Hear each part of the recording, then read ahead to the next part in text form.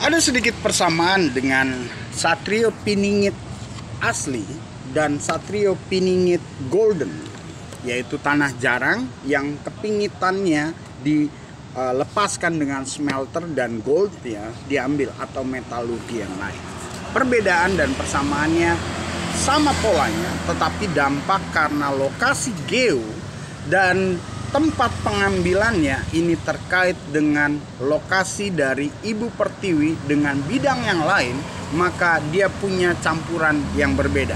Kita tanggalkan dulu tentang Satrio Piningitnya, tetapi pemingitnya yang kita bicara.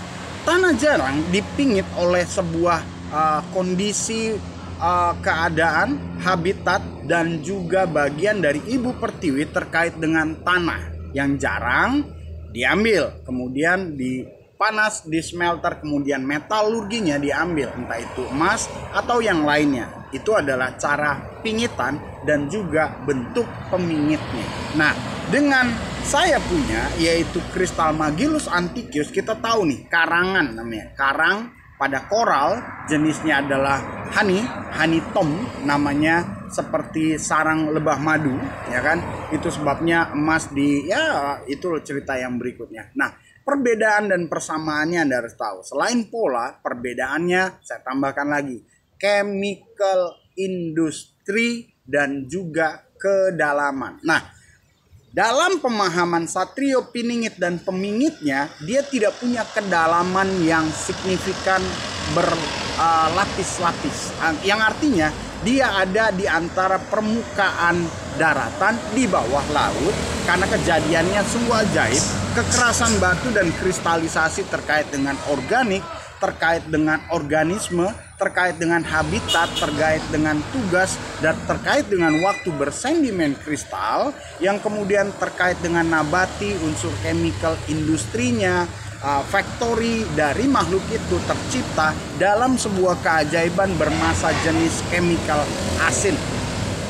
Dan juga terkait dengan hal itu berbeda. Kenapa? Karena posisinya dia tidak di bawah permukaan tanah, tetapi dia di atas permukaan tanah, yang kemudian dia bisa melayang-layang karena lepas dead coralnya. Setelah live coral terlepas, dia menjadi dead coral, dia akan bergulung berjalan bersama dengan Ibu Pertiwi bagian ombak lautan yang kemudian dibawa ke arah pantai. Dia berbeda dengan lapisan daripada tanah jarang. Nah, perhatikan baik-baik perbedaannya, yang kemudian perbedaannya memberi dampak. Karena apa? Karena chemical industri, hasil produksi bumi, letaknya dan juga kandungan yang berbeda, yang kemudian dia digali dari lapisan demi lapisan. Itu sebabnya sebuah penggalian besar, dia tidak hanya bisa mendapatkan galian emas dan sebagainya pada lapisan tertentu, berbeda tanah jarangnya karena dia memang layering.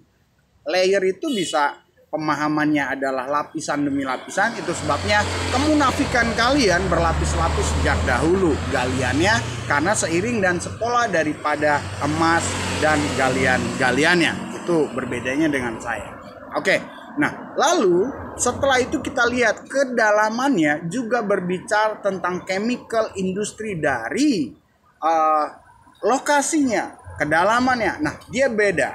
Nah, ketika digali kemudian diangkat smelter, nah hal itu dibuang. Nah, itu pun harus melalui sebuah riset untuk kita yang namanya menjaga alam. Semakin kita gali semakin dalam, maka semakin yang buruk itu keluar. Mengapa saya katakan yang buruk itu keluar? Karena disimpan oleh bumi di bawah kedalaman yang sebetulnya tak tersentuh.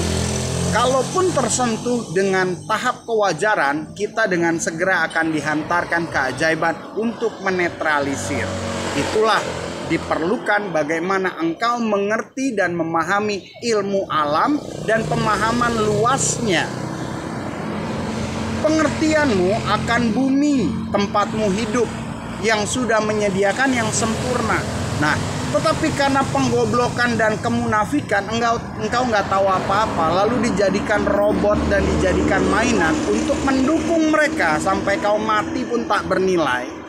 Nah, itu adalah era-era bagaimana engkau seperti zombie yang matimu tak berharga bagi pemilik waktu kehidupan ini. Kau hanya berharga jasadmu kembali lagi, diurai dan dibalikan lagi pada tempatnya. Karena kau milik bumi. Terkait dengan darah dan perkembangan tubuhmu, makan, minum, dan penggunaannya, semua tercatat di sana.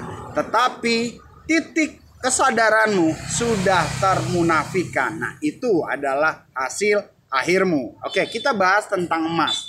Jadi, galian itu sungguh sangat berbahaya kalau engkau tidak tahu ilmu alam yang sesungguhnya. Itu sebabnya boleh. Apa sih yang nggak boleh? Dengan sempurna, dengan apa semua yang ada di bumi itu boleh. Tetapi ada aturan yang harus ditetapkan secara proporsional dan secara betul-betul mengingat untuk kesejahteraan, mengingat untuk kerataan, dan mengingat untuk kesehatan. Itu sebabnya di kekinian ala-ala Sodom dan Gomora lah yang terjadi. Apa yang terjadi pada Sodom dan Gomora? Semuanya ada cerita dan Anda boleh bandingkan itu tiba-tiba terjadi sekarang. Dan di kenyataannya, di habitatmu dalam daerah, di habitatmu, ekosistemmu dalam wilayah nasional, bahkan di global tentang bumi, hal itu dipertunjukkan dengan pasti itu terjadi. Lalu bagaimana? Siapa yang akan memimpinmu pada kesadaran otakmu yang sesungguhnya? Atau kau tetap memilih untuk menjadi supporter para kemunafikan dan akhirnya engkau membuat anak pun kau ajari mereka untuk munafik, yang artinya engkau mengkorbankan anak cucumu menghadapi siapa yang kau hadapi? Kesadaran di hari-hari terakhir yang lebih teruk lagi nanti.